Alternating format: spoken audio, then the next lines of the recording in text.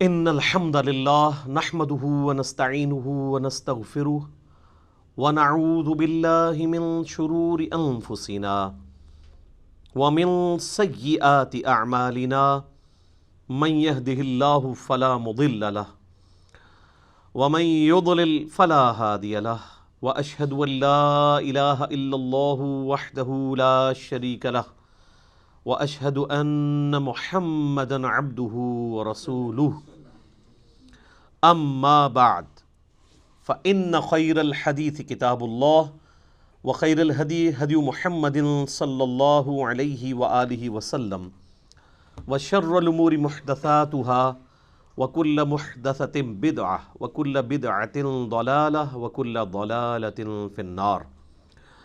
اعوذ باللہ السمیع العلیم من الشیطان الرجیم من ہمزہ ونفخہ ونفثہ بسم اللہ الرحمن الرحیم رب اشرح لی صدری ویسر لی امری واحلل عقدۃ من لسانی یفقہوا قولی۔ بسم اللہ الرحمن الرحیم ان اللہ وملائکتہ یصلون علی النبی یا ایہا الذین آمنوا صلوا علیہ وسلموا تسلیما۔ اللہم صل علی محمد وعلی آل محمد کما صلیت علی ابراہیم وعلی آل ابراہیم انک حمید مجید۔ اللہم بارک علی محمد وعلی آل محمد کما بارکت علی ابراہیم وعلی آل ابراہیم انک حمید مجید۔ ربنا آتنا فی الدنیا حسنۃ وفی الآخرۃ حسنۃ وقنا عذاب النار۔ ربنا آتنا من لدنک رحمۃ وہیئ لنا من امرنا رشدا۔ لا الہ الا انت سبحانک انی کنت من الظالمین۔ حسبنا اللہ ونعم الوکیل۔ یا حی یا قیوم برحمتک استغیث اصلح لی شأنی کلہ ولا تکلنی الی نفسی طرفۃ عین ولا حول ولا قوة الا باللہ العلی العظیم، آمین۔ الحمدللہ آج 17 نومبر 2019 کو سنڈے کے دن بمطابق 19 ربیع الاول 1441 ہجری میں قرآن کلاس نمبر 4 کا انعقاد ہوگا۔ آج کی قرآن کلاس بھی انشاءاللہ تعارف قرآن کے اوپر مشتمل ہے، اور تعارف قرآن کے حوالے سے امید ہے کہ آج کی یہ کلاس آخری کلاس ثابت ہوگی۔ کل 40 علمی پوائنٹس تھے جو میں نے پچھلی 3 کلاسوں میں ان میں سے کچھ حصہ کور کیا ہے، 26 پوائنٹس ہو چکے ہیں۔ آج انشاءاللہ علمی پوائنٹ نمبر 27 سے آنورڈ سٹارٹ کریں گے۔ علمی پوائنٹ نمبر 27 وہ ہے میرے بھائیوں، قرآن حکیم کے بعض مقامات ایسے ہیں جو اپنے احکامات کے اعتبار سے منسوخ ہو چکے ہوئے ہیں، لیکن وہ ابھی بھی قرآن کا حصہ ہیں۔ ان کی ناسخ جو آیات ہیں وہ بھی قرآن حکیم کے اندر موجود ہیں، اور یہ قرآن حکیم کی خوبی کے طور پہ اللہ تعالیٰ نے اسے بیان کیا ہے، اور اس کا ذکر ہمیں سورۃ البقرہ کی آیت نمبر 106 میں ملتا ہے۔ اعوذ باللہ من الشیطان الرجیم، بسم اللہ الرحمن الرحیم۔ ما ننسخ من آیات او ننسیہا، ہم کوئی بھی آیت ایسی نہیں کہ اسے منسوخ کر دیں یا آپ کو بھلا دی جائے۔ نأتی بخیر منہا او مثلہا، ہم اس سے بہتر آیت لے آئیں گے، اس سے بہتر حکم لے آئیں گے یا اس کے برابر۔ الم تعلم ان اللہ علی کل شیء قدیر، کیا تم نہیں جانتے کہ اللہ تعالیٰ ہر چیز کے اوپر قادر ہے؟ تو شریعت کے اندر بھی ناسخ و منسوخ ہے، جس طریقے سے پرانی شریعتیں اور شریعت محمدیہ صلی اللہ علیہ وآلہ وسلم میں ناسخ و منسوخ کا سلسلہ ہے۔ شریعت موسوی کے اندر کئی چیزیں حرام تھیں جو شریعت محمدیہ صلی اللہ علیہ وآلہ وسلم کے اندر حلال ہے، جیسا کہ بخاری و مسلم کی متفق علیہ حدیث ہے۔ نبی صلی اللہ علیہ وآلہ وسلم نے فرمایا، مجھے اللہ تعالیٰ نے 5 خصوصیات ایسی دی ہیں جو مجھ سے پہلے کسی کو نہیں دی۔ ان میں سے پہلی چیز یہ ہے کہ اللہ تعالیٰ نے مجھے پوری انسانیت کے لیے پیغمبر بنا کر بھیجا ہے۔ اگلے پیغمبروں کو اللہ تعالیٰ کسی قوم اور قبیلے کے لیے بھیجتا تھا، میری نبوت پوری انسانیت کے لیے ہے. وما ارسلناک الا کافۃ للناس بشیرا ونذیرا. دوسرا، اگلی امتوں کے اندر نماز کے لیے اسپیسیفائڈ جگہ ہوا کرتی تھی، جبکہ اللہ تعالیٰ نے میری امت کے لیے یہ آسانی دی ہے کہ پوری زمین کو سجدہ گاہ بنا دیا. شریعت موسوی میں تو آپ نمازیں ہر جگہ نہیں پڑھ سکتے تھے سوائے ان معبد والی جگہوں پہ جہاں عبادت ہوتی ہے، ٹیمپلز میں، جبکہ اس امت میں آپ جہاں مرضی نماز پڑھیں. تیسری چیز آپ نے فرمائی مال غنیمت اللہ تعالیٰ نے میرے لیے حلال کر دیا جو اگلی امتوں میں حرام تھا. قرآن میں ذکر ہے اگلی امتوں میں مال غنیمت یعنی کافروں کا جنگ میں چھوڑا ہوا جو مال تھا اس کو اوپن میدان میں لا کے رکھتے تھے، ایک آسمان سے آگ برستی تھی اور اس کو خاک کر دیا جاتا تھا، لیکن اس امت کے لیے اسے حلال کر دیا گیا. سورۃ الانفال نازل ہوئی. چوتھی چیز آپ صلی اللہ علیہ وآلہ وسلم نے فرمایا اللہ تعالیٰ نے ایک مہینے کے روب سے میری مدد فرمائی ہے. یعنی میری امت ایک مہینے کی مسافت پہ ہو تو اللہ تعالیٰ کی طرف سے اگلی جو ان کے مد مقابل قومیں ہیں ان کے اوپر روب ڈال جائے گا. اور پانچویں چیز اللہ تعالیٰ نے میرے لیے شفاعت کا دروازہ کھولنا ہے، مجھے شفاعت کا اذن عطا فرمانا ہے. مسلم شریف میں ایک چھٹی چیز بھی ہے کہ اللہ تعالیٰ نے مجھ پہ ختم نبوت کا سلسلہ فرما دیا ہے. صحیح مسلم میں ایک اور چیز بھی ہے کہ اللہ تعالیٰ نے مجھے جوامع کلمات کے ساتھ مبعوث کیا ہے. تو پچھلی شریعت اور اس شریعت میں بھی ناسخ و منسوخ کا سلسلہ ہے، اور پھر ودن شریعت محمدیہ صلی اللہ علیہ وآلہ وسلم سرکمسٹانسز کے مطابق اللہ تعالیٰ نے احکامات کو بدلا ہے. اب اس کے پیچھے حکمت کیا ہے اللہ تعالیٰ ہمارا یہ ہماری قدرت کا یہ بھی شاہکار ہے کہ ہم اپنی شریعت میں بھی کسی بھی وقت چینج کر سکتے ہیں. اللہ تعالیٰ اپنی شریعت کا بھی پابند نہیں ہے، بس اتنے ایریے کے لیے پابند ہے جتنے ایریے کے لیے، جتنے سرکمسٹانسز کے لیے، اوقات کے لیے اسے پابند کیا گیا. جو یونیورسل ٹروتھ ہیں وہ تو اللہ تعالیٰ ہمیشہ کے لیے ان کا پابند ہے، اس لیے کہ لا تبدیل لکلمات اللہ، اللہ کے کلمات نہیں بدلتے جو اللہ نے رولز طے کیے ہیں. لیکن جہاں پہ اللہ تعالیٰ خود ہی چیزوں کو وقت اور حالات کے مطابق چینج کرتا ہے، اس لیے نہیں کہ اللہ تعالیٰ پہلے بھی وہ کر سکتا تھا، پہلے کر دیتا تو آپ کے لیے مصیبت کھڑی ہو جاتی. شراب کا اگر حکم پہلے دن ہی حرام ہو جاتا تو کتنے لوگ شراب کو چھوڑتے، اس سے گریجولی کیا گیا. اسی طریقے سے آپ ناسخ و منسوخ میں یہ دیکھیں کہ پہلے جو ہے وہ وصیت کو لازم قرار دیا گیا سورۃ البقرہ میں، وراثت کے احکام نہیں آئے تھے. سورہ نساء کے اندر پھر پوری ڈیٹیل آ گئی، اس کی وجہ سے وہ والی آیات منسوخ ہو گئیں. اب اللہ تعالیٰ نے خود وارث کا حصہ رکھ دیا ہے، ماں باپ کو اتنا ملے گا، بیوی کو اتنا ملے گا، بچوں کو بچیوں کو اتنا، پوری ڈیٹیل سورہ نساء کا دوسرا رکوع. اسی طریقے سے سورۃ الانفال میں ہی پہلے آیا کہ جو ریشو پروپورشن کے اعتبار سے ایک مسلمان 10 کافروں پر بھاری ہے. پھر اللہ تعالیٰ نے فرمایا اب ہم نے تمہاری کمزوری دیکھی ہے، اب یہ وہ ریشو پروپورشن قائم نہیں رہے گی. اس میں اللہ کا کوئی قصور نہیں، اس لیے کہ جو نیو مسلم ہیں ان کے ایمان کا لیول وہ نہیں ہے جو مکے کے مسلمانوں کا تھا. تو اللہ تعالیٰ نے اسے ریوائز کیا اور فرمایا کہ اب ایک مسلمان 2 پہ بھاری ہوگا. یہ نہیں ہے کہ وہ اب بھی 10 پہ ہی بھاری رہے گا. وہ اب جو مسلمان ہیں وہ ابو بکر، عمر، عثمان و علی والے مسلمان تو نہیں ہیں. ٹھیک ہو گیا؟ تو یہ بھی ناسخ و منسوخ. اسی طریقے سے سورہ نساء کے اندر اللہ تعالیٰ نے فرمایا تھا کہ جو زانی ہے عورت اسے قید کر دو یہاں تک کہ اسے موت آ جائے، یعنی پوری زندگی کے لیے گھر سے باہر نہ وہ نکلے. قید سے مراد کسی جیل خانے میں نہیں، گھر کے اندر. اس میں الفاظ ہیں کہ ان کو گھروں میں رکھو. اور پھر اسی آیت میں آیا کہ یا پھر اللہ تعالیٰ جب ان کے لیے کوئی حکم مقرر فرما دے گا مستقبل میں، اور وہ پھر زنا کی سزا آ گئی 100 کوڑوں کی شکل میں سورہ النور کے اندر. تو اس طریقے سے ناسخ و منسوخ کا ایک سلسلہ ہے. قرآن حکیم کے اسٹوڈنٹ کو یہ بھی پتہ ہونا چاہیے. ناسخ و منسوخ تو بہت لوگوں نے اس پہ اوپر کام کیا ہے، اور بعض جو علماء ہیں نا وہ انہی چیزوں کا سہارا لے کے کہتے ہیں قرآن بڑا مشکل ہے. قرآن پتہ ہے اس میں تو کچھ منسوخ آیات بھی ہیں، ان سے ہی پوچھ لیں کتنی ہیں آپ بتا دیں تو ان کو بھی نہیں پتہ ہوں گی. تو کہانیاں کراتے ہیں. ٹوٹل 5 مقامات ہیں، اور وہ بھی آپ ناسخ و منسوخ اس اعتبار سے نہیں ہے بلکہ وہ سرکمسٹانسز کے اعتبار سے. دین جو اسٹیبلش ہمیں پتہ ہے یہی دین ہے، اسٹیبلش ہو کے. یعنی آج کسی مسلمان کے بچے کو یہ بتانا ضروری ہے کہ پہلے شراب جو ہے وہ جائز تھی، بعد میں حرام قرار دی گئی. اینڈ رزلٹ سب کو پتہ ہے. اب اس کے اندر سے کیا نکالنا ہے؟ خام خواہ ایک معاملے کو الجھانا، علمی روب ڈالنا، بلکہ میں اسے علمی رعب نہیں، علمی شہوت کہتا ہوں. جیسے وہ شہوات، یہ شہوت ایسے اردو میں تو لفظ نٹوریس، عربی میں شہوت یعنی کہتے ہیں کسی چیز کی لت پڑ جانا، وہ کسی بھی فارم میں ہو سکتی ہے. یہ ہم اسے سیکس کے ساتھ ریلیٹ کرتے ہیں، ویسے بھی کوئی دنیا کی محبت بھی ایک شہوات، دنیاوی شہوات. جو مسلم شریف میں حدیث ہے کہ اللہ تعالیٰ نے جنت کو جو ہے وہ تکلیف کے ساتھ ڈھانپ رکھا ہے اور جہنم کو شہوات کے ساتھ ڈھانپ رکھا ہے. یعنی دنیا کی جو لذت والی چیزیں ہیں وہ جہنم کی طرف لے جانے والی ہیں، اور جنت تک پہنچنے کے لیے آپ کو شریعت کی ہرڈلز، تکلیف دہ چیزیں عبور کرنی پڑیں گی.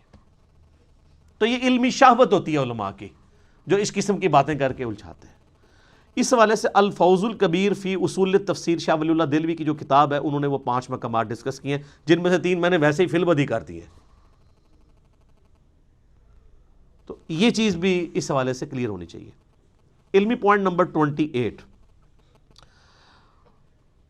وہ ہے میرے بھائیوں، قرآن حکیم کی کل جو 114 صورتیں ہیں جو میں نے شروع میں بتایا تھا، ان میں سے 113 صورتوں کا آغاز بسم اللہ الرحمن الرحیم سے ہوتا ہے،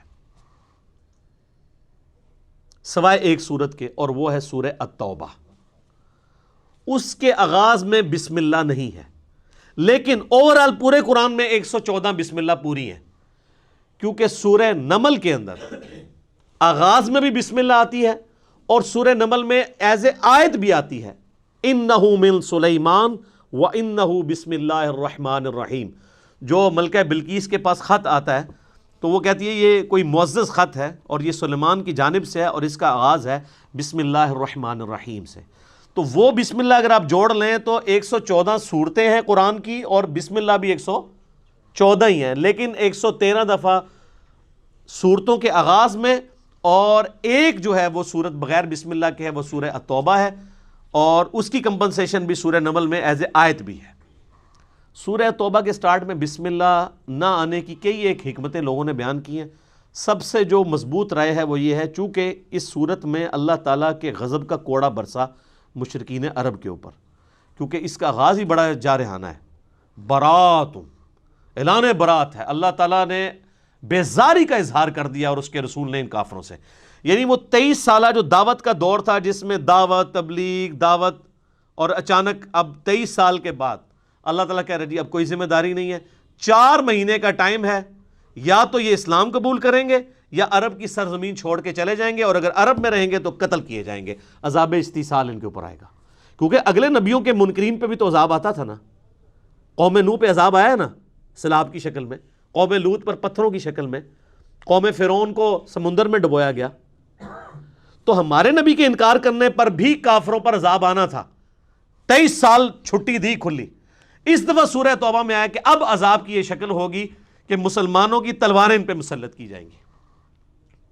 اور سورہ توبہ کی آیت ہے 14 نمبر، اللہ تعالیٰ فرماتا ہے مسلمانوں اللہ تعالیٰ انہیں عذاب دے گا تمہاری تلواروں سے. تو نبی علیہ السلام کی کیس میں عذاب استیصال بجائے چنگھاڑ اور آسمان سے پتھر برسنے یا سمندر میں غرق کرنے کی بجائے تلوار کے ذریعے کافروں پر مسلط ہوا، جس کی پہلی قسط جو ہے وہ غزوہ بدر کی شکل میں آئی، اور آخری قسط جو ہے وہ مشرکین عرب پہ غزوہ حنین کی شکل میں آئی. تو یہ نبی علیہ السلام کی خصوصیت ہے. میرا اس پہ بھی لیکچر ہے، مسئلہ 85، قرآن اور قتال ہمارے نبی علیہ السلام کی 2 خصوصیات.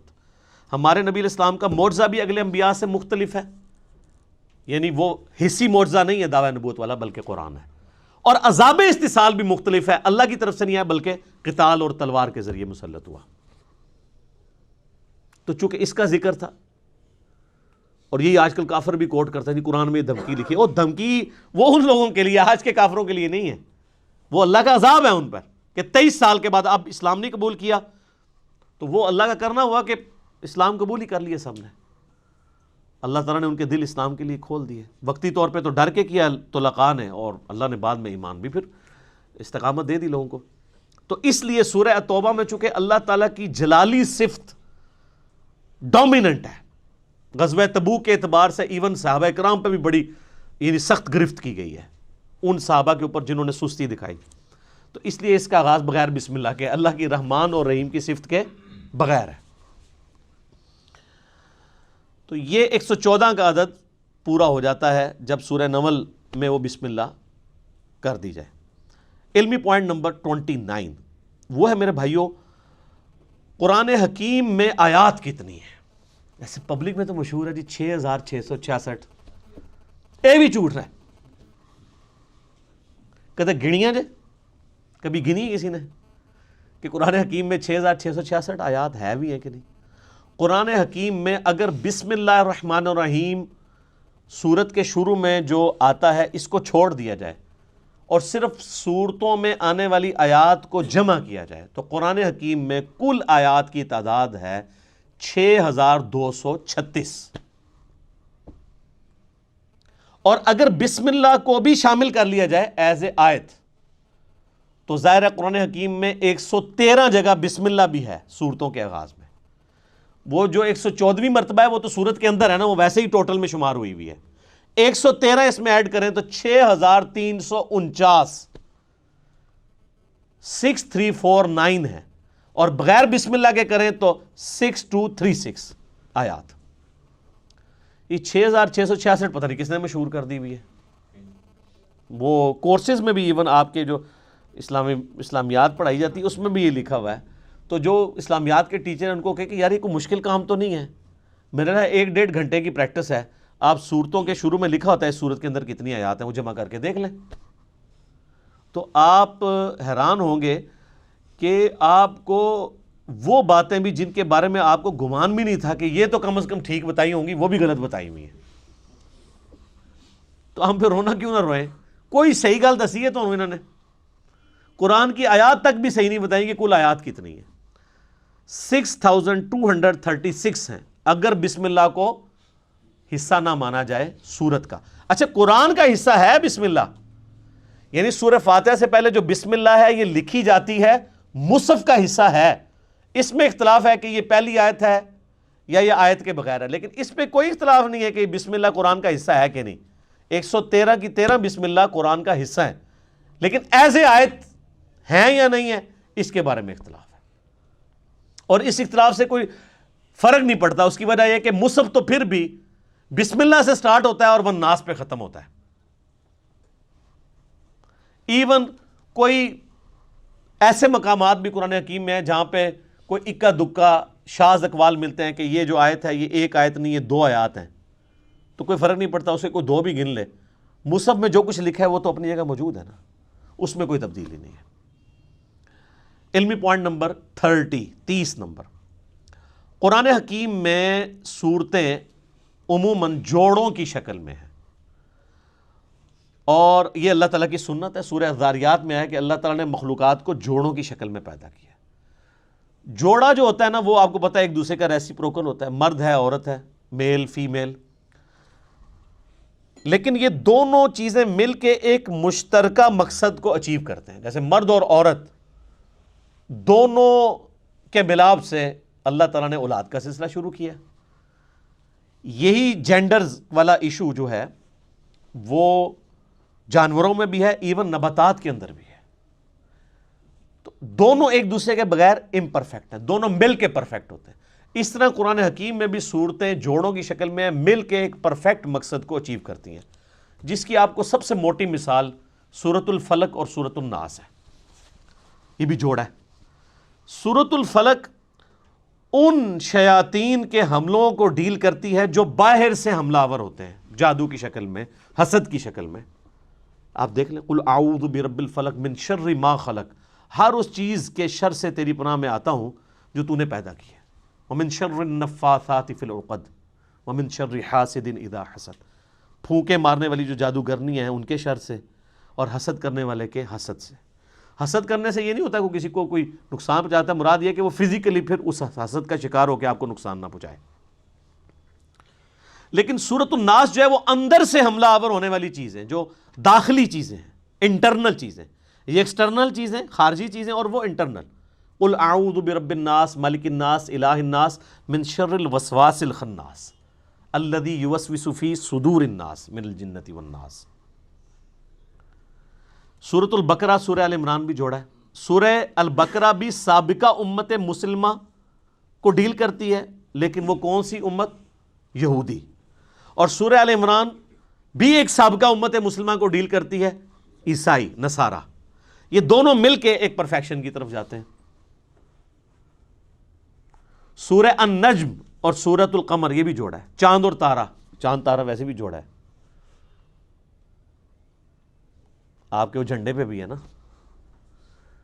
تو یہ قرآن حکیم جوڑوں کی شکل میں ہے، اور آپ کو بعض اوقات بالکل سملر آیات جو ہے وہ جوڑوں میں مختلف انداز میں صورتوں میں ملیں گی۔ ایک علیحدہ سے ٹاپک ہے، اور اس کی ڈسکوری جو ہے نا امت میں پہلی دفعہ کی ہے حمید الدین فراہی صاحب نے رحمہ اللہ تعالی، جو غامدی صاحب کے بھی اور ڈاکٹر اسرار صاحب کے بھی دادا استاد ہیں، امین احسن اصلاحی صاحب کے استاد۔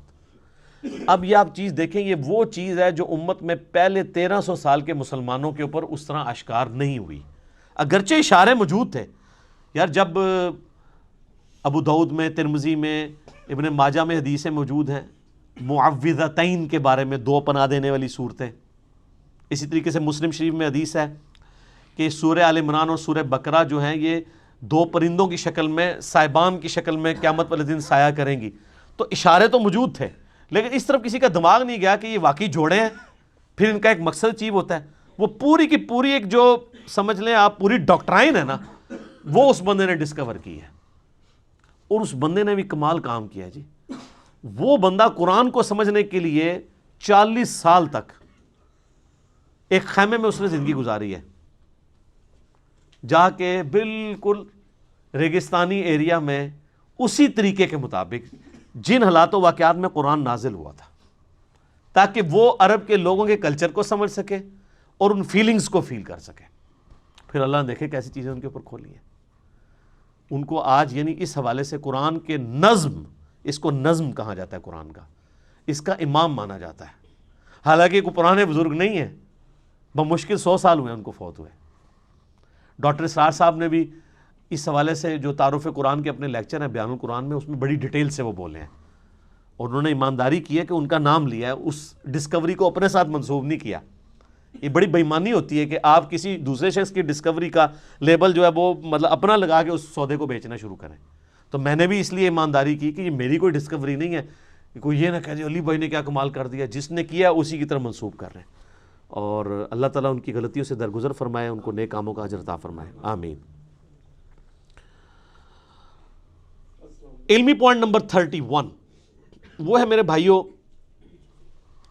قرآن حکیم کی اگر سب ڈویژن کی جائے تو قرآن حکیم میں کل 7 منازل ہیں جو صحابہ کرام کے دور میں اسٹیبلش ہو چکی تھی، کیونکہ صحابہ کرام علیہم رضوان کے دور میں یہ اسٹیبلش تھا کہ قرآن حکیم وہ ایک مصحف کو 7 دن کے اندر مکمل کرتے تھے۔ ترمذی میں حدیث ہے جس نے 3 دن سے کم میں قرآن ختم کیا اس نے قرآن کا حق ادا نہیں کیا۔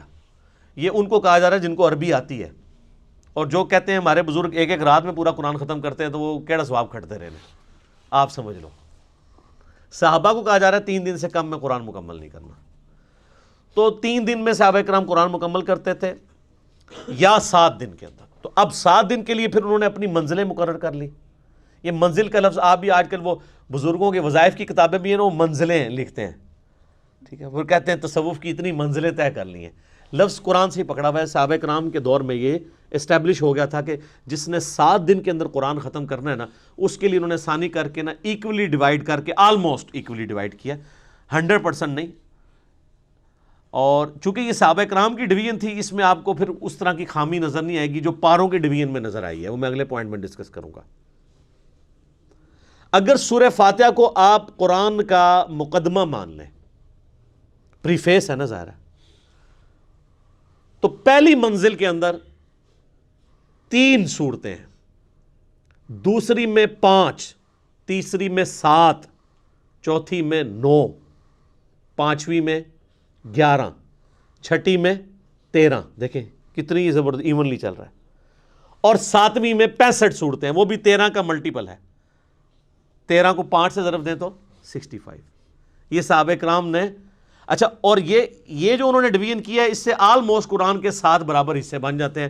اگر کسی نے ایک ہفتے میں قرآن ختم کرنا ہے تو ہفتے والے دن وہ، اگر وہ ہفتے سے سٹارٹ کرتا ہے تو وہ پہلی منزل مکمل کرے، اتوار کو دوسری کرتے کرتے تو جمعے والے دن اس کا قرآن مکمل ہو جائے گا۔ تو یہ منازل کا سلسلہ کیا گیا۔ علمی پوائنٹ نمبر 32 وہ ہے میرے بھائیوں ذرا کڑوی بات کہ قرآن حکیم کی جو یہ پاروں کی ڈویژن ہے یہ نبی علیہ السلام نے نہیں کروائی، صحابہ کرام نے بھی نہیں کی، یہ تابعین کے دور میں اس کی ڈویژن ہوئی۔ جب لوگ سست ہو گئے، ہفتے میں قرآن مکمل نہیں کر سکتے تھے، تو پھر مشورہ کیا گیا کہ یار چلو مہینے میں قرآن مکمل کیا جائے، تو پھر 30 دنوں کے اوپر سے ڈیوائڈ کر دیا جائے۔ تو میرے خیال ہے کوئی پڑھا لکھا انہوں نے بندہ بٹھایا، انہوں نے جناب اینج کر کے نا قرآن حکیم کھولیا، اینج کیتا اور صفحے گننے شروع کیے، اور قرآن پاک کے 30 پارے بنا کے سائڈ پہ ہو گیا۔ اور وہ بنائے کیا، وہ آج تک ہماری مصیبت ہمارے گلے میں پھیٹا ہے۔ اس کا سب سے بڑا آپ جو بلنڈر دیکھیں ان پاروں میں، چونکہ یہ قرآن و حدیث سے نہیں ہے تو ظاہر ہے انسان تو پھر غلطی کرے گا۔ تو اب مجھے اندازہ لگائیں جو یہ کہتے ہیں کہ جی شیعہ کہتے ہیں 40 پارے ہیں، وہ پارے تو 30 بھی کوئی نہیں تھے، 40 کہاں سے آنے ہیں؟ یہ بات ہی جعلی ہے۔ اگر ان سے پوچھے شیعہ کا قرآن جا کے دیکھا ہے، نہیں۔ یہ اب سعودیہ میں کئی قرآن ہیں وہ پاروں کی ڈویژن کے بغیر چھپ رہے ہیں، وہ بیچ میں سے آیات شروع ہو رہی ہوتی ہیں، کیونکہ پاروں کی ڈویژن کو تو وہ اسٹیبلش مانتے ہی نہیں ہے نا، صورتوں کی ڈویژن ہے، منازل کی ہے۔ اب یہ دیکھیں بلنڈر کیا ہوا ہے۔ پارہ نمبر 13 جو ہے اس کی آخری آیت، ایک آیت صرف، سورۃ الحجر کی پہلی آیت ہے، اعوذ باللہ من الشیطان الرجیم، الف لام را تلک آیات الکتاب وقرآن مبین، اور پوری سورہ ہجر پارہ نمبر 14 میں ہے، ربما یود الذین کفروا لو کانوا مسلمین۔ یہ ایک لائن اگر 14ویں پارے میں چلی جاتی تو یہ سورت تو نہ ٹوٹتی، سورت ہی توڑ دی۔ ایک لائن کے پیچھے، ایک لائن بھی نہیں، یہ آدھی لائن ہی بنتی ہے۔ ایک آیت پارہ نمبر 13 کے اینڈ پہ رکھی اور پوری سورت پارہ نمبر 14 میں کر دی۔ تو یہ کتنی بے وقوفانہ قسم کی ڈویژن ان لوگوں نے کی۔ سورہ یاسین بھی آپ دیکھ لیں، کچھ حصہ اس کا 22ویں پارے میں ہے، باقی میجورٹی سارا وہ صرف اس لیے کہ انہوں نے صفحے پورے کیے ہیں ایسے کر کے۔ اور یہ ایسے ایسے کر کے بھی اگر آپ الفاظ دیکھیں تو ابھی بھی پورے نہیں ہیں۔ آج کے دور میں تو ہم میتھمیٹیکلی بھی کر سکتے ہیں، ابھی بھی پاروں کو ریوائز کیا جا سکتا ہے، ایونلی ابھی بھی ڈسٹریبیوٹ کوئی نہیں ہے۔ اگر آپ کہنا کہ 100% ہر پارے کے رکوع یا اس کے الفاظ یا اس کی لینتھ برابر ہے دوسرے کے، تو ایسا نہیں ہے۔ رکوع تو چلے برابر نہیں ہو سکتے، چھوٹے بڑے ہیں، الفاظ تو برابر ہو سکتے ہیں نا، آیات بھی برابر نہیں ہو سکتی، چھوٹی بڑی ہیں، نہیں نظر آئیں گی آپ کو۔ تو یہ پاروں کے ڈویژن کو ہم سرے سے مانتے ہی نہیں ہیں۔ یہ پاروں کی ڈویژن تابعین کے دور میں مولویوں نے، حکمرانوں کی بنائی ہوئی ہے، اس کی کوئی حیثیت نہیں ہے۔ لیکن اب چونکہ یہ اسٹیبلش ہو چکی ہے اور لوگوں کے لیے مہینے میں قرآن ختم کرنا آسان ہے، اسے ہم بدعت بھی نہیں کہتے، یہ انتظامی معاملہ ہے۔ آپ اگر 3 مہینے میں قرآن ختم کرنا چاہتے ہیں تو آپ مزید ڈویژن کر لیں، آپ سال میں قرآن ختم کرنا چاہتے ہیں آپ مزید ڈویژن کر لیں، جتنی مرضی کریں، جس طرح کہ آپ دیکھیں رکوع کے کیس میں ہوئی بھی ہے۔ وہی اگلا پوائنٹ ہے، علمی پوائنٹ نمبر 33۔ قرآن حکیم میں جو صورتوں کے اندر مضامین ہیں نا، ان مضامین کو ذہن میں رکھتے ہوئے ان کو رکوعوں میں ڈیوائیڈ کیا گیا ہے۔ یعنی ایک طرح کا مضمون ہے یا ایک طرح کا ایک واقعہ ہے جو کنکلوڈ ہو رہا ہے، تو اس کو پورے کو ایک رکوع میں رکھا گیا ہے۔ اور یہ کمال کی بات ہے کہ رکوع بھی اگرچہ بعد میں ڈیفائن ہوئے ہیں، صحابہ نے نہیں کیے، لیکن یہ کام جن لوگوں نے کیا ہے بڑی محنت سے کیا ہے، اور واقعی نظر اکا دکا مقامات پہ آپ اختلاف کر سکتے ہیں، ادروائز اگر آپ اوورال دیکھیں نا، جو رکوع ہے نا وہ اتنے پیارے خوبصورتی سے ڈیوائیڈ کیے گئے ہیں کہ پورے کے پورے مضمون ایک رکوع کے اندر کور ہوتا ہے، اور جیسے ہی اگلا رکوع شروع ہوتا ہے ایک نیا مضمون ہے۔ یہ داد دینی پڑے گی، جس طرح 30 پاروں میں انہوں نے جو بلنڈر کیا اس کو ہائی لائٹ کرنا ضروری ہے، یہ داد دینا بھی ضروری ہے کہ رکوعوں کی ترتیب بڑی زبردست لگائی ہے۔ اور اس میں انہوں نے دیکھیں خود مانا ہے کہ پاروں کی ترتیب غلط ہے، اس میں انہوں نے پاروں کا بھی خیال نہیں رکھا۔ ہونا تو چاہیے تھا کہ ایک پارہ ختم ہو رہا ہے تو رکوع بھی ختم ہو، ایسا نہیں ہے۔ آپ ذرا سورہ یاسین کا دوسرا رکوع دیکھیں، سورہ یاسین کا دوسرا رکوع جو ہے وہ پارہ نمبر 22 سے شروع ہوتا ہے، وَاضْرِبْ لَهُمْ مَثَلًا أَصْحَابَ الْقَرْيَةِ، یعنی جو بستی کے رہنے والے لوگ تھے جو حضرت عیسیٰ علیہ السلام کے بھیجے ہوئے فرستادے تھے، ان کا ذکر اللہ تعالیٰ نے کیا۔ تو اب ان کا ذکر شروع ہوا پارہ نمبر 22 میں آیت نمبر 13 سے، لیکن یہ سورت ختم ہوتی ہے نا یہ جو پارہ ختم ہوتا ہے اتبعوا من لا يسألكم اجرا وهم مهتدون، لیکن یہاں پہ وہ واقعہ مکمل نہیں ہوتا کہ حضرت عیسیٰ نے جو دو اپنے صحابی یا دو پیغمبر سب پیغمبر بھیجے دعوت کے لیے کسی بستی میں، تو ان کے ساتھ ہوا کیا. تو اس لیے رکوع ختم نہیں ہوتا، رکوع آگے بھی چلتا ہے، اس کا دوسرا رکوع وما لی لا اعبد الذی فطرنی والیہ ترجعون. اب پارہ 23 شروع ہو گیا ہے، لیکن رکوع وہی والا چل رہا ہے دوسرا. کرتے کرتے جب تک یہ کنکلوڈ نہیں ہو گیا نا پورا واقعہ، اس وقت تک وہ رکوع ختم نہیں ہوا، جا کے وہ ختم ہوا ہے آیت نمبر 32 میں. تو رکوع میں مضامین کا خیال رکھا گیا، اور پورے قرآن میں ٹوٹل جو رکوع ہیں وہ ہیں 558 558. اور سجدوں کو بھی اسی میں ڈسکس کر لیں. قرآن حکیم میں 15 مقامات ایسے ہیں جن میں سجدے بھی ہیں، وہ آیات سجدہ ہیں. نبی علیہ السلام کی سنت ہے وہاں پہ سجدہ کرنا، واجب نہیں ہے، کیونکہ بخاری میں حدیث موجود ہے کہ نبی علیہ السلام نے کئی دفعہ وہ آیات تلاوت کی اور سجدہ نہیں کیا، اور حضرت عمر نے بھی نہیں کیا. صحیح بخاری میں حضرت عمر نہ کر کے بتاتے تھے کہ ہم اس لیے نہیں کر رہے تاکہ تمہیں پتہ چلے کہ یہ واجب نہیں ہے. جو ہماری بوڑھی عورتیں بیچارے سجدے سنبھال کے بیٹھی ہوتی ہیں، میں انے سجدے کڈنے نے، کیونکہ وہ واجب قرار دے دیا گیا اسے. اگر کوئی نہیں کرتا کوئی، اور اس کے لیے ماتھا ٹیکنا بھی ضروری نہیں ہے. بخاری میں حدیث ہے صحابہ کرام جب سفر میں قرآن پڑھ رہے ہوتے تھے، اونٹ پہ بیٹھے ہوتے تھے، جیسے ہی آیت سجدہ آتی تھی یوں کر دیتے تھے، ٹو باؤ ڈاؤن، بس ایسے جھکا لیا.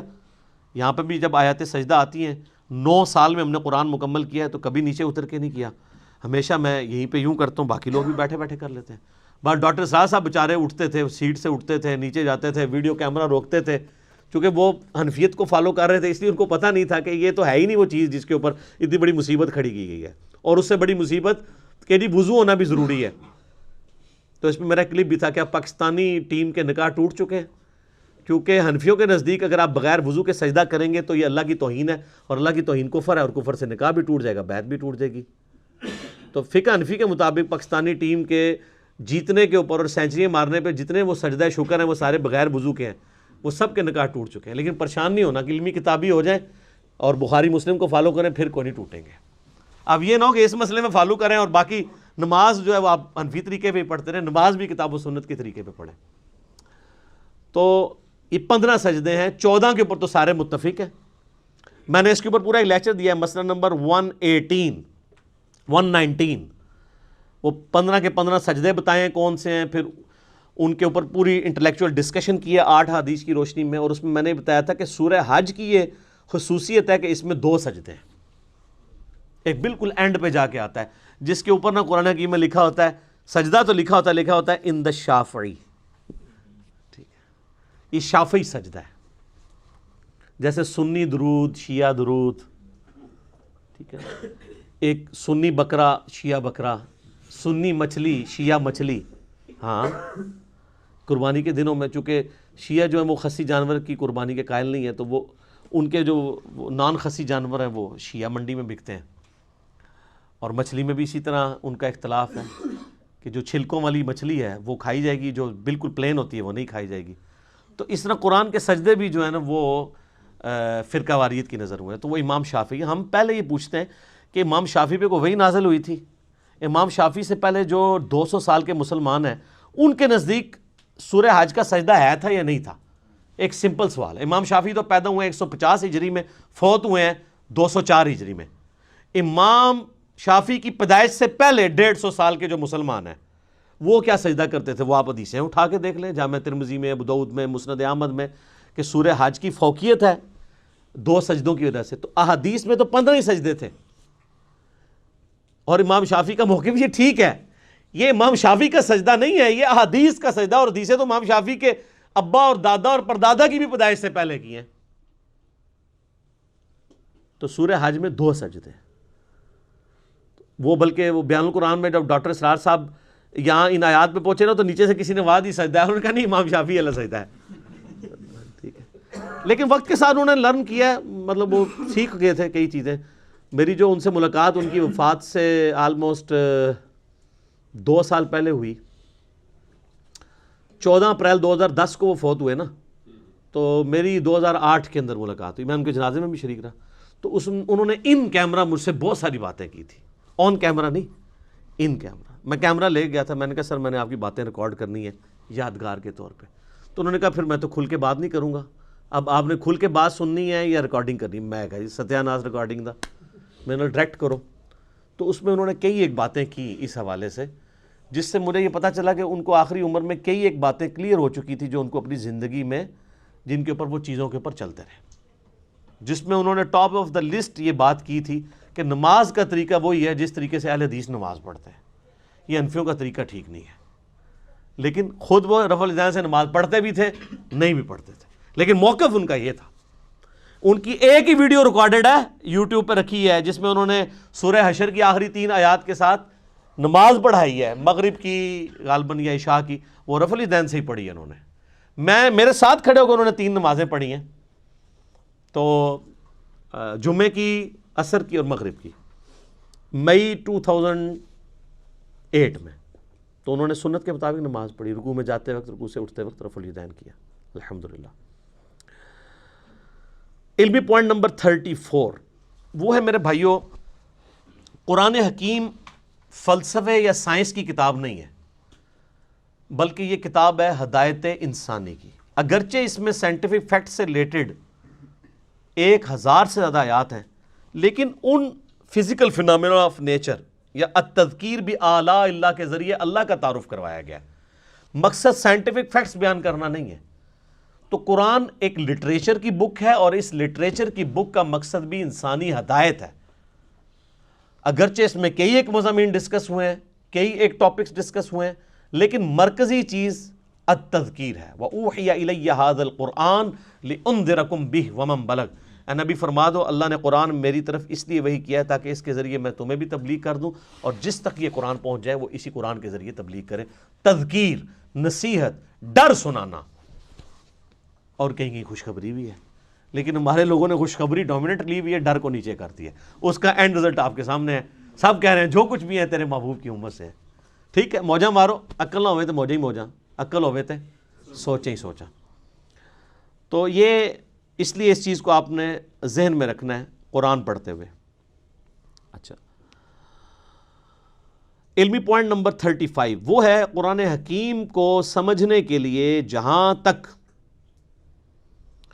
تعلق ہے شرعی احکامات کا، شریعت محمدیہ صلی اللہ علیہ وآلہ وسلم کا، تو اس کے لیے ہم اپنے سلف کی طرف رجوع کریں گے کہ صحابہ، تابعین، تبع تابعین نے ان معاملات کو کیسے سمجھا۔ نکاح طلاق کے مسئلے ہوں گے، وضو کے مسائل ہوں گے، نماز کا طریقہ ہوگا، نکاح سے ریلیٹڈ چیزیں ہوں گی، کیونکہ ان کا تعلق سائنس کے ساتھ تو نہیں ہے۔ البتہ جن چیزوں کا تعلق سائنٹیفک فیکٹس کے ساتھ ہے، اس میں ہم اپنے سلف کی طرف نہیں دیکھیں گے بلکہ خلف کی طرف دیکھیں گے، کیونکہ ہمارے سلف کو تو کئی چیزیں پتہ ہی نہیں تھی سائنٹیفک فیکٹس کے اعتبار سے۔ میں بتا رہا امام غزالی نے کہ میاں سعادت میں لکھا ہے کہ سورج جو ہے وہ زمین سے 5 گنا بڑا ہے، 60 گنا بڑا، مختلف اقوال ہیں۔ آج ہمارے بچے کو بھی پتا ہے کہ 60 گنا نہیں ہے، 6000 گنا بھی نہیں ہے، 6 لاکھ گنا بھی نہیں، 13 لاکھ گنا بڑا ہے سورج۔ تو ہمارے بزرگوں کو نہ علم غیب تھا نہ علم سائنس تھا، اس لیے اتنی بڑی بڑی غلطیاں ان سے ہوئی۔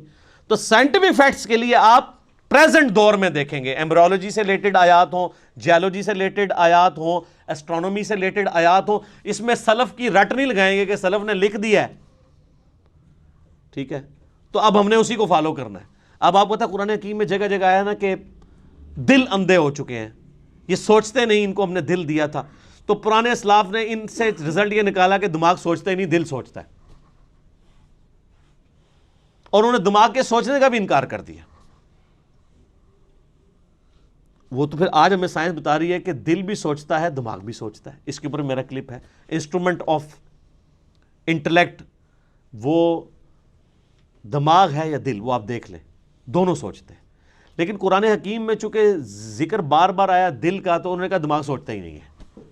اب اس میں ہم سلف کی بات نہیں مانیں گے، خلف کی بات مانیں گے، جنہوں نے سائنٹیفکلی چیزوں کو لرن کیا۔ اور قرآن میں صرف دل کا ذکر نہیں ہے، افئدہ کا لفظ بھی آیا ہے،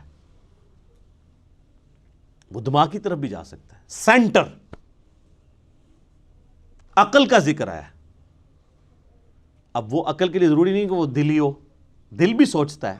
یہ بھی علیحدہ بات ہے کہ یہ بھی اب ریسنٹ ڈسکوری ہے، یوٹیوب پہ اس کے حوالے سے ویڈیوز بھی موجود ہیں۔ پہلے لوگ دل کے سوچنے کو نہیں مانتے تھے، چونکہ قرآن لٹریچر کی بک ہے اس لیے قرآن دل کا ذکر ڈومینیٹ کرتی ہے. ایک سائنٹسٹ ہے جس کو پتا ہے کہ دماغ سوچتا ہے, وہ کبھی نہیں کہے گا کہ آج میرا دماغ کر رہا ہے کہ میں بریانی کھاؤں, وہ بھی کہے گا میرا دل کر رہا ہے آج بریانی کھاؤں, کیونکہ لٹریچر کی زبان میں دل کا لفظ ہی بولا جاتا ہے. تو قرآن حکیم کا سٹائل لٹریچر کا سٹائل ہے. تو اس لیے اس چیز کو آپ نے ذہن میں رکھنا ہے, ادروائز آپ کے لیے مصیبت کھڑی ہو جائے گی کہ آپ نے ان احکامات کے اعتبار سے جو ہے وہ سلف کی طرف دیکھنا ہے اور سائنٹیفک فیکٹس کے اعتبار سے خلف کی طرف دیکھنا ہے. اور اس میں یہ بھی یاد رکھیے گا کہ قرآن حکیم میں کامیابی انہی لوگوں کے لیے ہے کہ قرآن پہ عمل بھی کریں. یہ سلف خلف کی بحث میں خالی نہ وہ پڑھے رہیں کہ جی اس آیت کی تشریح یہ ہے, اس کی یہ ہے, اور لوگ یہ وہی چیز ہے جسے میں علمی شہوت کہتا ہوں. یہ علمی شہوت ہے, صرف اس پہ عمل بھی کرنا ہے. عمل کیے بغیر اس کی پریکٹیکل برکات حاصل نہیں ہوگی. صحیح مسلم میں حدیث ہے نا, حضرت عمر کہتے ہیں کہ نبی علیہ السلام فرمایا اللہ تعالیٰ اس کتاب کی وجہ سے قوموں کو عروج دے گا اور قوموں کو زوال بھی دے گا. عروج دیا ہے صحابہ کرام کو, کہاں ان بدوؤں کو اٹھا کے دنیا کا امام بنا دیا, اور وہ رومن اور پرشین امپائر جو ہزاروں سال سے استحصال کر رہی تھی انسانیت کا, اکھاڑ کے رکھتی ہیں ود ان 17 ایئرس. یعنی مسلمانوں کی اگر آپ گراف جو اوپر جانا شروع ہے وہ تو 2 ہجری کے بعد ہے. 2 ہجری میں غزوہ بدر ہے, 3 میں غزوہ احد ہے, 5 میں غزوہ خندق ہے, 6 میں صلح حدیبیہ ہے, 7 میں غزوہ خیبر ہے, 8 میں فتح مکہ ہے, اور 8 ہی میں غزوہ حنین ہے مشرکین عرب کے خلاف آخری جنگ, 9 میں غزوہ تبوک ہے. رومن امپائر بھی بھاگ گئی نبی علیہ السلام کے رعب کی وجہ سے, ورنہ یرموک وہیں پہ ہو جانی تھی. اور اس کے بعد اگلے 3-4 سالوں کے اندر یرموک کے اندر رومن امپائر جزیہ دینے پہ آمادہ ہوگی, جنگ بھی ہار گئی, اور قادسیہ میں اسی سال قادسیہ کے اندر پرشین امپائر ٹوٹ گئی, یہاں تک کہ پوری پرشین امپائر مسلمانوں کے پاس آ گئی. تو یہ صحابہ کرام کو اللہ تعالیٰ نے قرآن کے ذریعے اٹھایا ہے, انہوں نے قرآن پہ عمل بھی کیا ہے. آج بھی جو قرآن پہ عمل کرے گا نا اسی کو قرآن سمجھ آئے گا, ادروائز قرآن اس کو لگے گا یہ تو ایک بے ہنگم سی کتاب ہے, نعوذ باللہ. اور آپ دیکھیں مشرکین عرب کے اندر 2 خامیاں تھیں, اللہ نے وہ کیسی دور کی. نمبر 1 خامی تھی کہ وہ طوائف الملوکی کا شکار تھے, آپس میں لڑتے رہتے تھے. نمبر 2 چٹے ان پڑھ جاہل تھے. اللہ نے یہ 2 خامیاں کیسے دور کی؟ انہیں قرآن کے ذریعے ان کی زبان میں ہی ایسا علم دیا کہ یہودیوں نے سائی جو ان کو امی کہتے تھے ان کی زبانیں بھی ان کے سامنے بند ہو گئیں. جنہوں نے سورۃ المائدہ سورہ نساء پڑھ لی ان کے سامنے کون پریسٹ بیٹھ سکتا ہے, ان کے ساتھ علمی ڈسکشن کر سکتا ہے. اور دوسری خامی جو طوائف الملوکی تھی, نبی صلی اللہ علیہ وآلہ وسلم کی شکل میں ان کو ایک ایسا لیڈر دیا کہ سارے عرب قبائل ان کے نیچے جمع ہوئے, پھر رومن پرشین امپائر انہیں الٹ ہی دینی تھی نا. اور ان 2 خامیوں کو دور کر کے اللہ نے ان کی 2 خوبیاں یوٹیلائز کر لی. ایک خوبی ان کے اندر یہ تھی کہ جب وہ کسی کو زبان دیتے تھے پھر گردن ہی کٹتی تھی. بیعت کا مطلب تھا کہ اب بس اس کے ساتھ بیعت کر لی, اب جو بھی یہ کہے گا ماننا ہے, چاہے جان بھی دینی پڑے. ابو جہل نے دی ہے نا, کفر کے لیے ہی دی ہے, لیکن زبان پہ قائم رہا ہے, اس کے ماننے والے بھی قائم رہے. یہ تو یہودی تھے جو کمزور ایمان والے تھے نا, ان کو پھر اللہ نے اٹھایا بھی تو نہیں. 10 یہودی بھی مسلمان نہیں ہوئے. اوس اور خزرج نے اسلام قبول کیا نا, عربیوں نے, چٹے ان پڑھوں نے. تو اللہ نے ان کی یہ جو خوبی تھی. اور دوسرا یہ عرب کے لوگ ٹف ماحول کے عادی تھے. رومن اور پرشین امپائر تو اپنے آپ کو سپر پاور کنکلوڈ کر چکے تھے, انہوں نے سوچے نہیں تھا ہمیں کوئی چیلنج بھی کر سکتا ہے. اور یہ عربی روکھی سوکھی کھا کے بھی, کئی دن فاقے کر کے بھی, اونٹوں پہ ریگستانی سفر کر کے بھی, یہ تو عادی تھے ہارٹ آف ماحول کے. ان کی تو کوئی چیز بھی اسٹیک پہ نہیں لگی تھی, نہ ان کے پاس محلات تھے, یہ تو کہیں پہ بھی سو جایا کرتے تھے, ٹھیک ہے, خود بھی پتے کھا کے گزارا کر لیتے تھے. تو ایسے لوگ جن کے لیے دنیا میں کوئی لگژریس لائف نہیں تھی, یہ ان کی بہت بڑی خوبی تھی.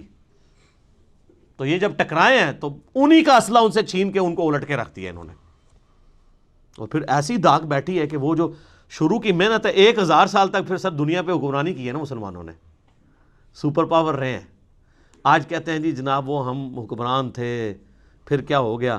تو جو تھے وہ زمانے میں معزز تھے مسلمان ہو کر, اور تم خار ہوئے تارک قرآن ہو کر. یہ مسلم کی حدیث کا ترجمہ کیا ہے ڈاکٹر اقبال نے جواب شکوہ میں, جو صحیح مسلم میں حدیث ہے, اللہ تعالیٰ اس کتاب کی وجہ سے قوموں کو عروج دے گا اور اس کتاب کی وجہ سے قوموں کو زوال دے گا. اسی کو ٹرانسلیٹ کیا ہے. تو یہ بات یاد رکھو. مجھے ڈاکٹر سرار صاحب کی بات بار بار یاد آتی ہے, انہوں نے تعارف قرآن میں بھی یہ بات کی تھی کہ جو قرآن کی اس دعوت کے اوپر عمل نہیں کرے گا نا, اسے کبھی بھی قرآن کا اتار چڑھاؤ، قرآن کا مزاج سمجھ نہیں آئے گا، کیونکہ آپ ان کیفیتوں سے گزریں گے ہی نہیں۔ قرآن والی کیفیتوں سے آپ کب گزریں گے؟ جب آپ معاشرے سے ٹکرائیں گے۔ قرآن کہہ رہا ہے یہ کرو، معاشرہ کہہ رہا ہے یہ کرو، تو آپ کو معاشرے کی تیکھی باتیں سننی پڑیں گی، اس کی وجہ سے آپ کی تطہیر ہوگی، اللہ کے لیے آپ کو صبر کرنا پڑے گا، ہو سکتا ہے کبھی کبھار گالیاں کھانی پڑیں اور کبھی تک مار تک بھی نوبت آ جائے۔ جب تک یہ نوبت نہیں آئے گی تو وتواصوا بالحق اور وتواصوا بالصبر کیسے آپ کو سمجھ آئے گا؟ میٹھی میٹھی باتیں کرنے سے، میلاد کانفرنسز کرنے سے، محرم کی شیرنی بانٹنے سے، محفل میلاد کرنے سے، محفل قرآن کرنے سے، تلاوت کے محفل قرات کروانے سے اور نعتیہ مقابلے کروانے سے تو کوئی فرق نہیں پڑتا۔ فرق تو اس وقت پڑے گا جب آپ سود کے خلاف بولیں گے، فرق تو اس وقت پڑے گا جب آپ جو ہے ناچ گانے کے خلاف بولیں گے، بے پردگی کے خلاف بولیں گے، بے حیائی کے خلاف بولیں گے، اور آپ یہ کہیں گے کہ بابوں کا دین اور ہے اور کتابوں کا دین اور ہے۔ کتابیں تو یہ بتا رہی تھی، ہمارے بزرگ ہمیں کیا بتا کے گئے ہیں؟ ہر چیز غلط نکلی ہے۔ آج لوگوں کی داڑھیاں سفید ہو گئی ہیں، وہ کہتے ہیں او یار پوری زندگی کہاں گزار دی، اب پتہ چلا دین یہ تھا۔ یہ ہمیں کیا لوگ دین سکھاتے رہے ہمارے بزرگ بابے؟ تو یہ ساری کی ساری کیفیات، ان تکلیفوں سے جب بندہ گزرے گا پھر وہ کندن بنے گا، اور اس کے لیے قرآن پہ عمل کرنا ضروری ہے۔ ادر قرآن میں آپ کے لیے کوئی ہدایت نہیں ہے، یہ بھی ایک لٹریچر کی کتاب ہے، جس طرح باقی سٹوری بک ہیں، آپ پڑھ کے سائڈ پہ ہو جائیں۔ جب یہ وہ کتاب ہے جو آپ پہ اثر اس وقت چھوڑے گی، آپ کو اللہ تک اس وقت پہنچائے گی جب آپ اس کتاب پہ عمل کریں گے۔ وہی بڑا مشکل کام ہے، کتاب پہ عمل کرنا تو میرے بھائی یہ تو پولیس رات پہ چلنے کے مترادف ہے۔ پولیس راہ سے تو ایک دفعہ گزرنا پڑنا ہے، اس کتاب پہ عمل کرنے والے کو تو روزانہ پولیس راہ سے گزرنا پڑتا ہے۔ کبھی معاشرہ آڑے آتا ہے، کبھی ماں باپ آڑے آتے ہیں، کبھی بیوی بچے آڑے آتے ہیں، کبھی دنیاوی منفعت آڑے آتی ہے، کبھی ایک پورا سسٹم، آپ بالکل اس میں اکیلا اپنے آپ کو فیل کرتے ہیں۔ اب ہمارے بھائی جب یعنی قرآن و سنت پہ عمل کرتے ہیں، وہ کہتے ہیں ہمیں لگتا ہے معاشرے سے کٹ کے، تو میں کہتا ہوں یار شکر ادا کرو، انگلی کٹا کے شہیدوں میں شامل ہو گئے۔ اب صحابہ کرام کو یاد کرو، اہل بیت کو یاد کرو، جن کو غزوہ بدر میں اس لیول پہ آنا پڑا کہ ایک طرف باپ کھڑا ہے تو دوسری طرف بیٹا کھڑا ہوا ہے۔ آپ پہ یہ نوبت تو نہیں آئی کہ اللہ نے آپ کو یہ آزمایا ہو کہ آپ مسلمانوں کی طرف سے اپنے باپ کو مارنے کے لیے غزوہ بدر میں اتر آؤ، تو تم تو اس قابل ہی نہیں تھے۔ ویسے تم لاکھ کہتے رہو کہ تیرے ہوتے جنم لیا ہوتا، کچھ بھی نہیں سی ہونا، رفع دین پھر بھی نہیں سی تو شروع کرنا، ٹھیک ہے، تیرے ہوتے جنم لیا ہوتا، لازم کہتے رہو، آپ کوئی فرق نہیں پڑتا۔ سر وہ بڑا مشکل وقت تھا، بڑی تکلیف دہ چیزیں تھیں اس کے اندر۔ سیدنا حذیفہ ابن یمان کی حدیث میں بار بار یاد کرتا ہوں، اس کو آپ پلے باندھ لیں، صحیح مسلم میں جہاد والے چیپٹر میں۔ ان کے پاس کچھ لوگ آتے ہیں اور کہتے ہیں حضرت کتنے خوش نصیب ہیں آپ، رسول اللہ کی صحبت کی صلی اللہ علیہ وآلہ وسلم، آپ کی زیارت کی، کاش ہم بھی آپ کا زمانہ پاتے حضور کے ساتھ مل کے جہاد کرتے، ٹھیک ہے۔ جس طرح آج کل لوگ کہتے ہیں کبھی تیرے تلووں سے لپٹ جاتا، کبھی کچھ کرتا، وہ جو حسن نثار صاحب نے پوری ایک نعت لکھی ہوئی ہے۔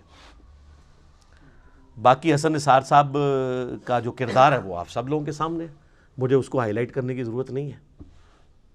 وہ جو نعت لکھ رہے ہیں وہ ان کے اپنے اوپر نظر آ رہی ہے، وہ خود فیصلہ کر لیں۔ نعت لکھنا بہت آسان ہے، یہ ہے وہ جو دین بہت آسان ہے، اس پہ چلنا مشکل ہے۔ تو صحیح مسلم کے الفاظ ہیں، حذیفہ ابن یمان کہتے ہیں یہ اتنا آسان کام نہیں، اتنے بڑے بڑے دعوے نہ کرو، نعتہ نہ لکھو، آج دے دور ایڈی مشکل نعتہ نہ لکھو۔ ان کا میں تمہیں ایک واقعہ صرف اپنی زندگی کا سناتا ہوں، اور یہ مسلم شریف ہے سر، مولانا شریف نہیں ہے، بزرگ شریف نہیں، کہانی شریف نہیں ہے، مسلم شریف ہے۔ حذیفہ نام لکھیں آپ، حذیفہ لکھیں اور خندق لکھیں، یہ دو لفظ لکھیں، اسلام 360 میں کھل جائے گا۔ نمبر نہ منگیا کرو، اللہ جو بندے ہو تھوڑا جا آپ بھی کوئی کام کرو۔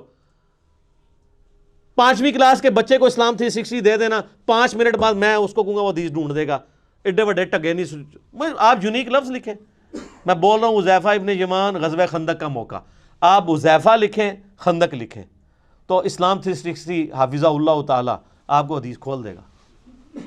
مسلم شریف سلیکٹ کر لیں، مسلم شریف بھی نہ سلیکٹ کریں، حدیث کی کتابیں کریں، وہ خود ہی بتائے گا یہ حدیث کہاں پہ ہے۔ چلو، تو حذیفہ ابن یمان کہتے ہیں رضی اللہ تعالیٰ عنہ، نبی علیہ السلام نے ایک سخت سردیوں کی رات میں، جب کہ آپ کو پتہ ہے غزوہ احزاب کے موقع پہ کتنا مشکل وقت تھا، خندق کھودی ہوئی ہے، اس طرف کافر بیٹھے ہیں، اس طرف مسلمان بیٹھے ہوئے ہیں، سخت سردی ہے، بڑا ٹف ماحول ہے۔ نبی علیہ السلام نے کہا کون ہے جو اٹھے اور جا کے کافروں کی جاسوسی کرے اور جنت میں اپنے نبی کا پڑوس حاصل کر لے. ہائے ہائے ہائے ہائے, یہ سارے نعتوں لے کہتے ہیں میکرو ہو جڑا سی اینج کر کے. یہ کہنا آسان ہے, غلامی رسول میں جو داڑھی نہیں رکھ رہا اس کو موت کہاں سے قبول ہونی ہے؟ غلامی رسول میں جو فجر کی نماز نہیں اٹھ کے پڑھ سکتا بسترا چھوڑ کے, اس نے موت کہاں سے قبول کرنی ہے؟ حضرت حذیفہ ابن یمان کہتے ہیں کہ اتنی بڑی بشارت سن کے بھی کوئی ایک صحابی بھی نہیں تھا جو کھڑا ہو, اس لیے کہ سخت سردی کی رات تھی, لوگ چاہتے تھے کسی اور کی ڈیوٹی لگ جائے.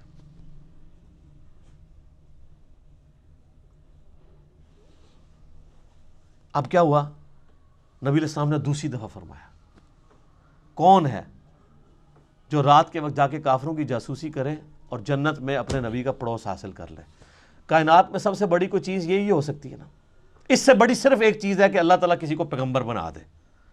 پیغمبر بننے کے بعد اگر دوسرے نمبر پہ کوئی فضیلت ہے تو جنت میں ہمیشہ کا پڑوس پیغمبروں کا.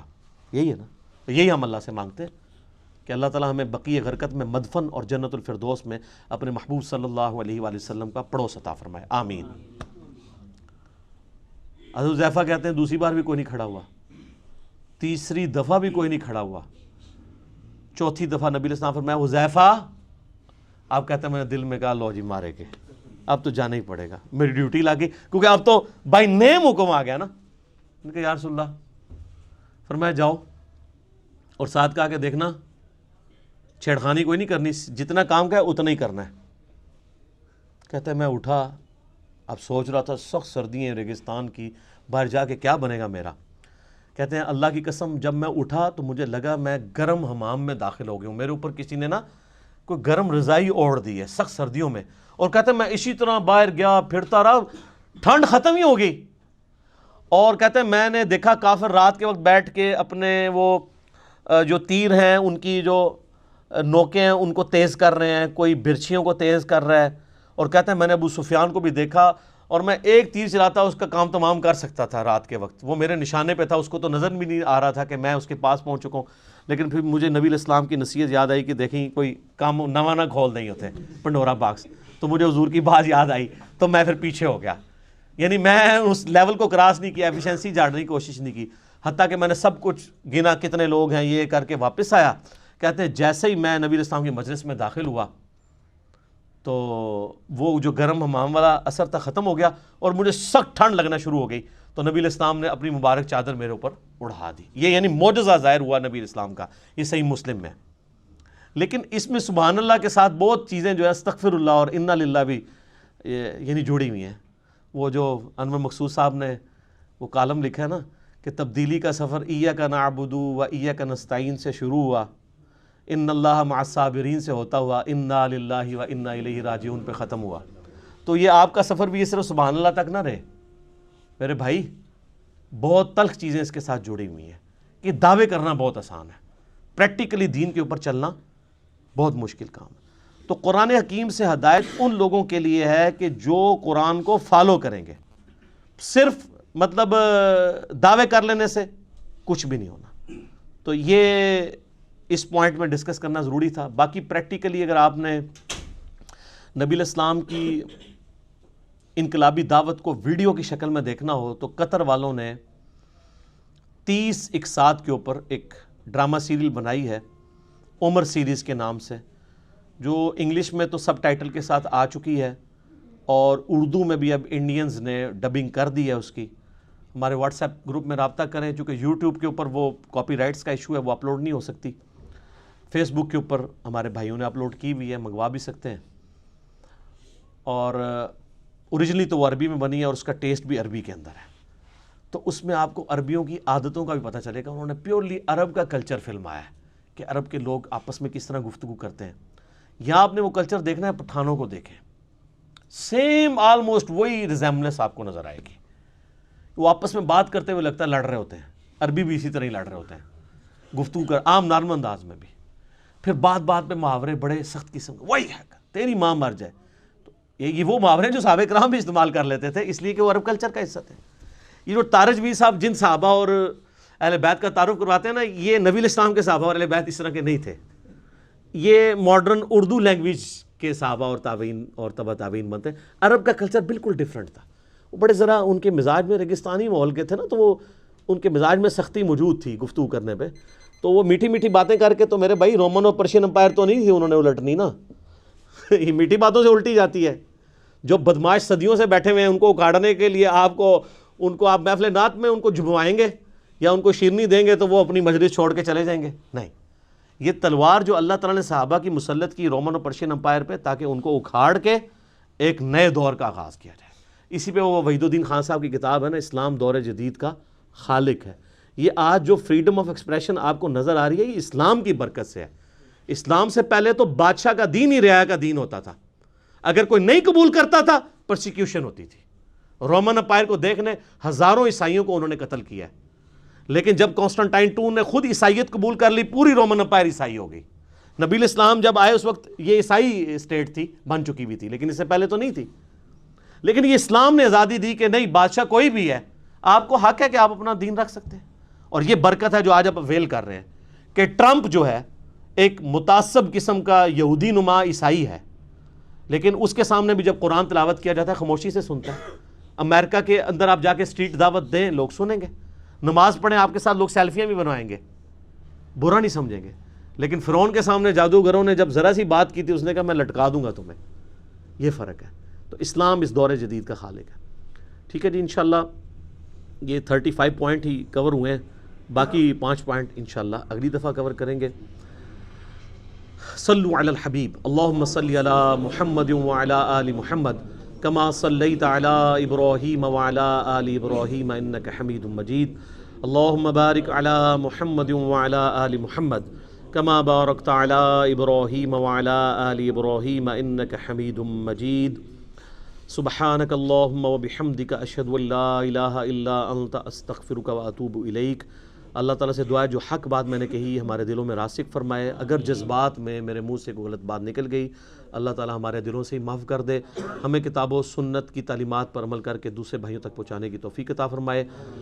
وما علینا الا البلاغ المبین.